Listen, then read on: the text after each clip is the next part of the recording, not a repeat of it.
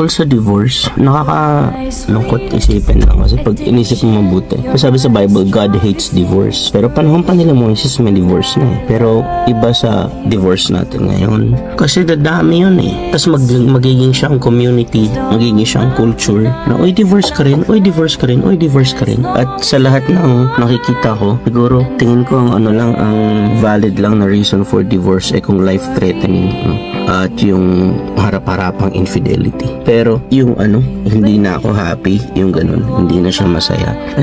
Magiging madali tapusin ang marriage. Tapos madali rin lang siyang umpisahan. So ang mangyayari niyan, dadami tayo na mga divorce. Kasi sa totoo kung madaling maghiwalay, maraming times na muntik na kami maghiwalay.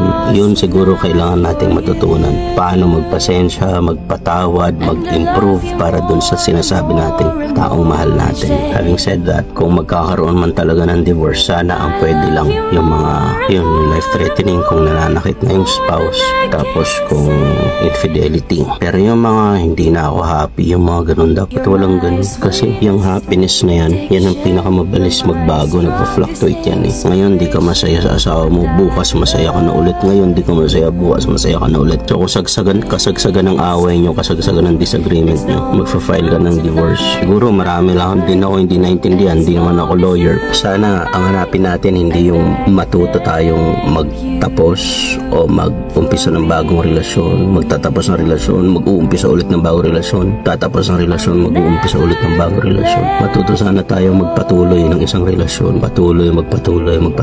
Dun sa mga nalulungkot sa married life nila ngayon, gusto ko sabihin na dalhin nyo yan sa Panginoon at sasaya pa kayo ulit. Sabi ni Paul about marriage, sabi niya 1 Corinthians 7:28, those who marry shall face many troubles in this life or tribulations in this life, and I want to spare you this. So yung mga mag-aasawa daw ay haharap sa maraming hamon at maraming problema sa buhay. Hindi yun masaya. So kung nagpipray ka, naghahanap ka ng mga pangasawa, ang hanapin mo, ang hingin mo kay Lord, hindi yung makakasama mo sa masaya, hindi yung tao na sulit makasama kahit sa hindi masaya. Kasi sa marriage, maraming moment na hindi masaya. Kaya hindi dahilan yung hindi masaya para tapusin yung isang bagay na alam naman natin na pag pinasok natin, hindi palaging masaya. Pag naintindihan niyo yan, sasaya ka pa ulit kasama yung parehong tao.